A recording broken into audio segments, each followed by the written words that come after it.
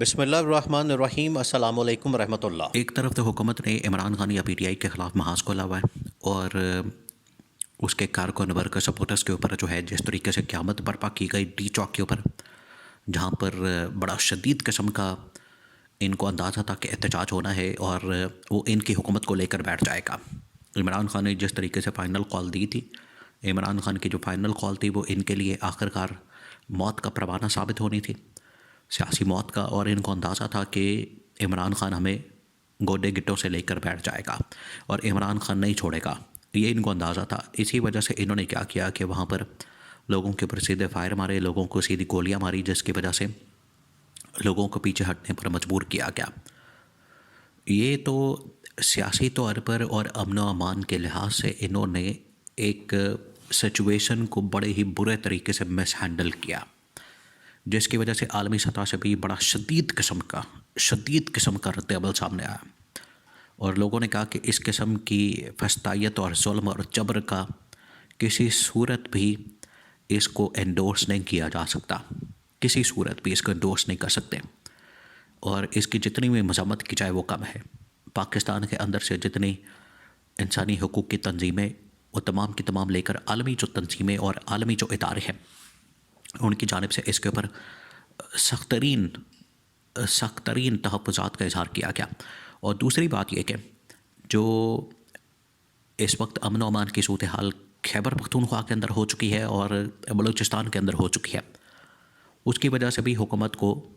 اندازہ نہیں ہو رہا، حکومت کو پتہ نہیں لگ رہا کہ یہ صورتحال کس طرح سے ان کے گلے پڑ سکتی ہے، اور اس کی وجہ سے ان کو کتنی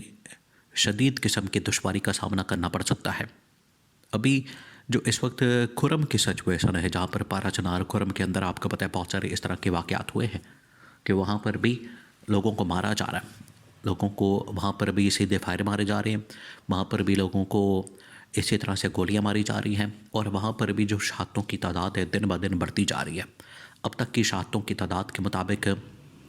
اب تک کی انفارمیشن کے مطابق وہاں پر تقریباً 116 کے قریب لوگ مارے جا چکے ہیں۔ 116 یہ کوئی چھوٹا نمبر نہیں ہے۔ آپ دیکھیں ملک کے اندر اگر آپ نے حکمرانی کرنی ہے، ملک کے اندر اگر آپ نے حکومت کرنی ہے، ملک کے اندر اگر آپ نے اس طرح سے اپنی حکومت کو قائم رکھنا ہے، قائم و دائم رکھنا ہے، برقرار رکھنا ہے، اور اس کے لیے آپ کسی بھی حد تک جانے کو تیار ہیں، چاہے آپ گولیوں کی برسات کریں، گولیاں برسائیں، سیدھے فائر ماریں، گولیاں برسائیں، سیدھے گولیاں کھولیں اور لوگوں کو ماریں، ان کو زندہ جو ہے وہ ان کو مار دیں، اور ان کا جو احتجاج کرنے کا حق ہے، ان کی جو سیاسی حقوق ہیں وہ سارے کے سارے چھین لیے جائیں۔ یہ اصل مقصد ہے اس حکومت کا۔ یہ حکومت کا جو طرز عمل ہے وہ یہی ہے کہ کسی کو بھی اپنے سامنے نہیں آنے دینا، کسی کو بھی جو بھی ان کے خلاف احتجاج کرنے کے لیے آئے گا، جو بھی ان کے خلاف پروٹیسٹ کرنے کے لیے آئے گا، اپنے حقوق کی خاطر سڑکوں پر نکلے گا، اس کو اپنے سامنے کھڑے نہیں ہونے دینا اور اس کو مار دینا ہے۔ یہ حکومت کا طرز عمل ہے جس کو کسی صورت بھی انڈورس نہیں کیا جا سکتا۔ اب یہ امن و امان کی صورتحال، سیاسی صورتحال اور معاشی صورتحال دن بہ دن بگڑتی جا رہی ہے، اور اس کے اندر بہتری کے چانسز جو ہے بہت کم رہ گئے ہیں، اور جس طریقے سے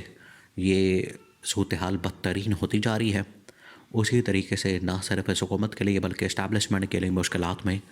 اضافہ ہوتا جا رہا ہے، اور ان کو سمجھ نہیں آ رہی کہ اب اس سے مقابلہ کیسے کرنا ہے۔ دیکھیے عمران خان نے پہلے ہی ان کو بتا دیا تھا کہ یہ جو بلوچستان کا علاقہ ہے خاص طور پر، اور کھیپی کا جو مختلف علاقے ہیں اندر، جو کہ سارے کے سارے افغانستان کے ساتھ جا کے ملتے ہیں، یہ ایسے علاقے ہیں کہ یہاں پر آپ کنٹرول نہیں حاصل کر سکتے، یہاں پر آپ مینیج نہیں کر سکتے، یہاں پر چیزوں کو آپ سنبھال نہیں سکتے اتنی دیر تک جتنی دیر تک آپ وہاں کی عوام کو اپنے ساتھ نہیں ملا لیتے، وہاں کے لوگوں کو آن بورڈ نہیں لے لیتے، ان کے ساتھ آپ ایک کانفیڈنس کا کام یا کانفیڈنس کے معاملات نہیں بنا لیتے۔ جتنی دیر تک آپ یہ نہیں کرتے اتنی دیر تک آپ وہاں کے معاملات کو بہتر نہیں کر سکتے، وہاں کی چیزوں کو آپ سدھار نہیں سکتے، وہاں کے جتنی دیر تک رہائشی لوگ ہیں ان کے ساتھ اپنے تعلقات کو بہتر نہیں کرتے، آپ امن و امان کی صورتحال کو وہاں پر قائم نہیں کر سکتے۔ یہ عمران خان نے ان کو بڑا عرصہ پہلے بتا دیا تھا، اور عمران خان نے اسی حکمت عملی کے تحت، اسی اسٹریٹجی کے تحت، اسی پلان کے مطابق، اسی لائے عمل کے مطابق عمران خان نے خیبر پختونخوا کے اندر اور بلوچستان کے اندر جو ہے وہ امن و امان قائم کیا. تو اور عمران خان نے امن و امان قائم کر کے وہاں پر بالکل صورتحال کو اپنے کنٹرول میں کر لیا. تو اور عمران خان کے دور میں وہاں پر پولیٹیکل اور اکنامک سچویشن دونوں کنٹرول میں آ گئی تھی. لیکن اس حکومت کے آنے کے بعد، یہ جو حکومت آئی ہے، اس حکومت کے آنے کے بعد نہ صرف وہاں پر سیاسی صورتحال بالکل بگڑ گئی ہے، حالات بالکل خراب ہو گئے ہیں، بلکہ اب امن و امان کی صورتحال اس قدر بگڑ چکی ہے کہ وہاں پر اب فسادات کی نوعیت دیکھیں. یہ حکومت ابھی اس کو صحیح طریقے سے نہیں سمجھ رہی. ان کو احساس نہیں ہے کہ یہ کتنا خطرناک اور خوفناک قسم کا ایٹم بم ہے جو وہاں پر پھٹنے والا بن رہا ہے. وہ ایٹم بم یہ ہے کہ وہاں پر پہلے تو لسانیت کی بنیاد کے اوپر آپ کو پتہ ہے کہ بلوچستان کے اندر واقعات ہوتے ہیں. اب جو فرقہ وارانہ فسادات ہیں وہ ہو رہے ہیں، اور ان فرقہ وارانہ فسادات کی وجہ سے جو صورتحال ہے وہ دن بدن بگڑتی جا رہی ہے. ان کے اندر تناؤ آتا جا رہا ہے، ان کے اندر جو ہے وہ صورتحال بدترین ہوتی جا رہی ہے. تو اگر فرقہ وارانہ اور لسانیت کے بنیاد کے اوپر تضادات اور فسادات پھیلتے ہیں، بڑھتے ہیں، تو یہ حکومت کے لیے اتنا بڑا چیلنج بننا کہ بعد میں اس کا مقابلہ کرنے کے لیے ان کو فرصت نہیں ملنی، اور ان کے پاس نہ ہی طاقت ہونی ہے، اور نہ ہی ان کے پاس قوت ہونی ہے، نہ ہی ان کے پاس وہ اسٹرینتھ بچنی ہے. کیونکہ اگر یہ عوام کو ہی دیکھیں، اب انہوں نے کیا کیا، پنجاب کی عوام کو بھی ان لوگوں نے گولیاں ماری ہیں جو کہ ساری ڈی چوک کے اندر پہنچی تھی. کے پی کے اندر سے لوگ آئے تھے، ان کو بھی گولیاں ماری جو کہ ڈی چوک کے اندر پہنچے تھے. تو اب پنجاب کی عوام کو بھی، کے پی کی عوام کو بھی یہ اپنے خلاف کرتے جا رہے ہیں. سندھ کے جو لوگ ہیں وہ ویسے ہی یہاں پر آپ کو پتہ ہے کہ حکومت کو، اسٹیبلشمنٹ کو اتنا زیادہ پسند نہیں کرتے، اور اسی طرح سے بلوچستان.